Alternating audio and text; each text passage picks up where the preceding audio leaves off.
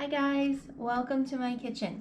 So today I am going to show you how to do baked potato skins.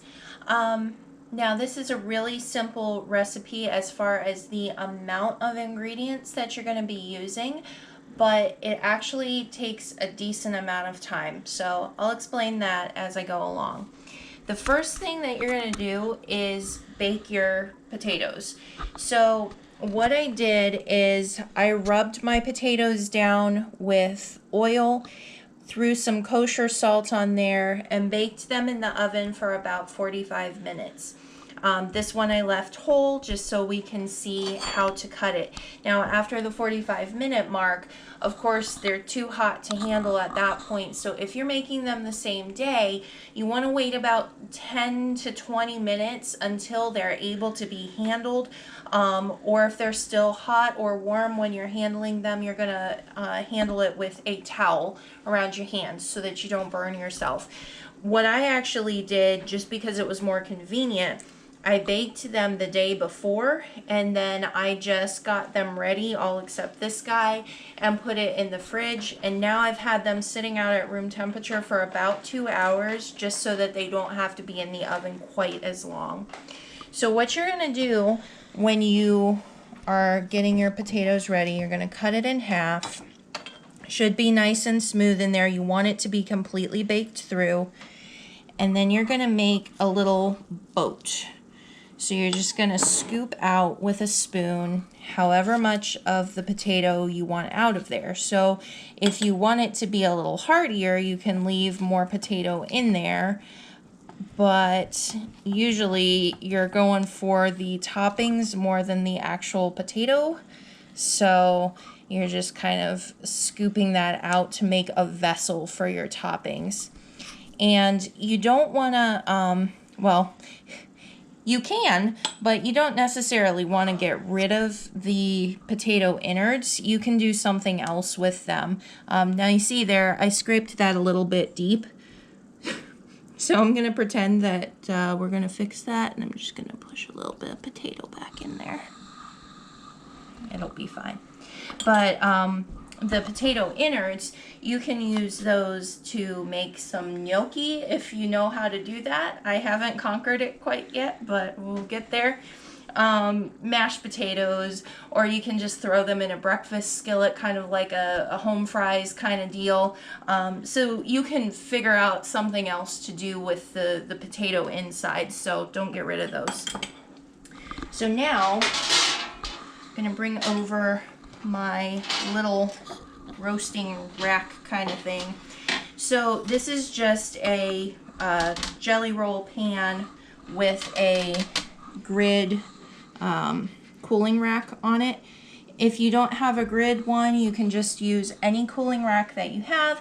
If you don't have that, you can just use the pan itself.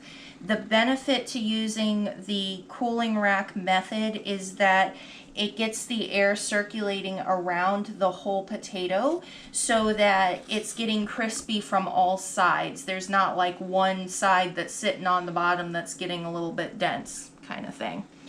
So I'm just going to take my potatoes now and put them on here. To be honest, I usually skip this step that I'm going to show you next, which is putting butter on the inside. You're going to kind of like paint butter on the inside of these. And the reason that I usually skip it is because when I first started making these, I didn't know you were supposed to do that.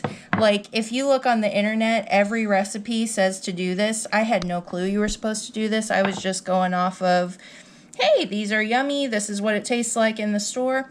To be honest, I'm not sure that I noticed a difference. So you can skip this step if you want to make it just a little bit easier for you.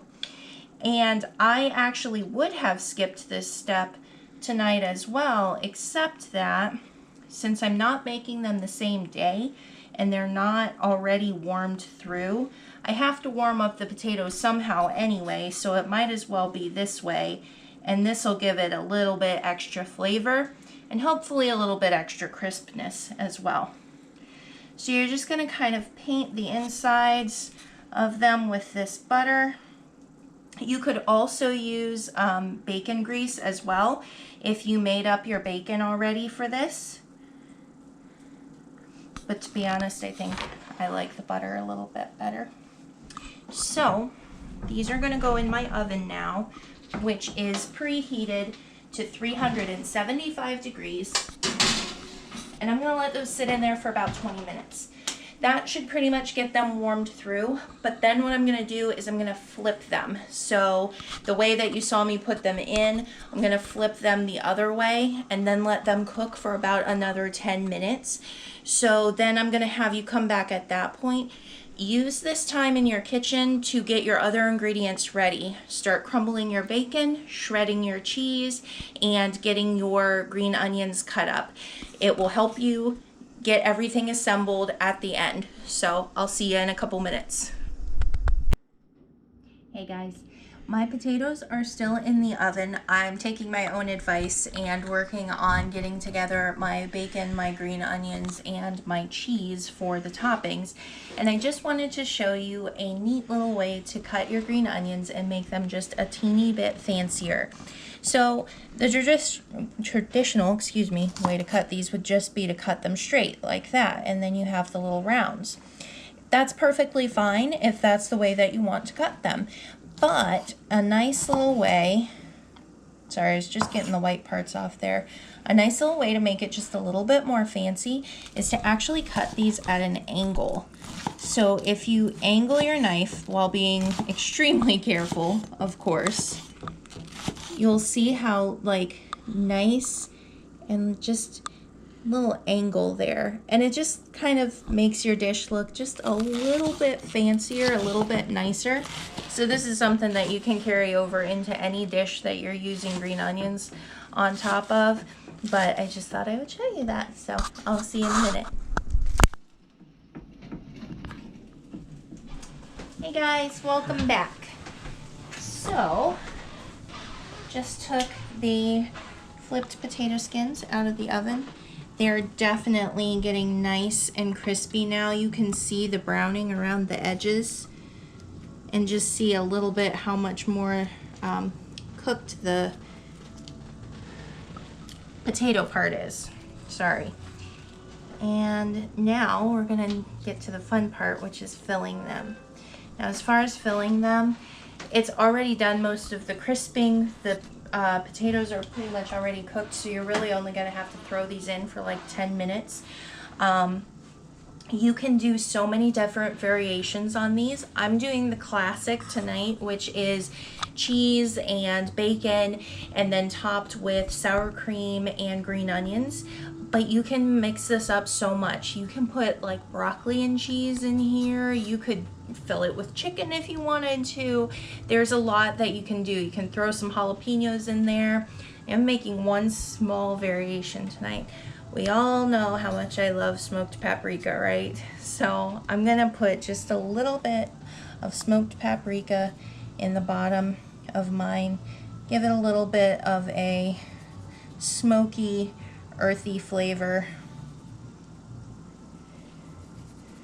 But you can totally skip that step if you are not as into paprika as I am. So I have a sharp cheddar here.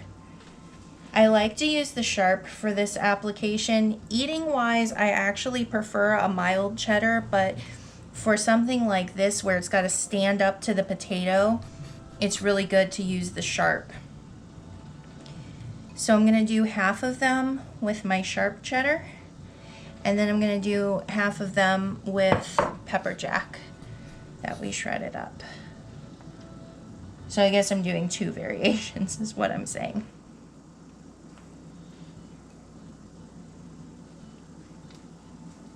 Okay. And obviously you don't have to get it quite perfect. I'm going to do this last little guy in sharp cheddar. Okay, so they're all filled with cheese now. That is a beautiful thing. And then bacon on top of that cheese.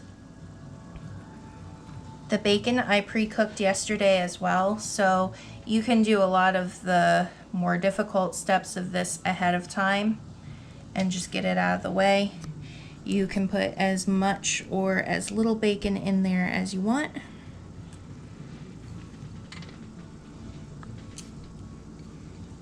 I did bump up the temperature of my oven a little bit just before we started doing this, so it is at a 400 now. You don't have to do that, but it will get your cheese melted a little bit quicker than the 375. All right, so these are gonna go ahead and go back in my oven now. Like I said, it's going to take about 10 minutes until the cheese is melted in there and it looks all delicious. I'll have you come back then, we'll finish them up, and then we're ready to eat. All right, guys, as you can see, they are done and they are looking delicious. Now you can see how once the cheese melts, it kind of depresses into the potato. So what that means is if you're really into cheese, you can really kind of pack it down in there because it looks full when it's in its unmelted form, but then it kind of depletes down. So now what we're gonna do is we're gonna top each one with our sliced green onions. Now you can also do chopped up chives, because that of course is going to be a little less strong than the green onion is. So if you're a little bit more sensitive to onion taste, I would definitely recommend that. It's also going to look a little bit prettier, but I usually don't have chives on hand. I usually have green onions on hand, so that's what we ended up with tonight as well. And then to top it off, a little dollop of whipped cream. So you can just get a little tub of whipped cream and put a little spoonful on, or I have squeezable whipped cream tonight. If I was doing it perfectly, if I was doing it my way, I would actually get a piping bag and pipe a little dollop on there. But I mean, they don't have to be perfect. They're just delicious as they are. So that is how to make your potato skins, baked potato skins. So hopefully you enjoy them, and if you have any questions, just leave me a comment. Bye.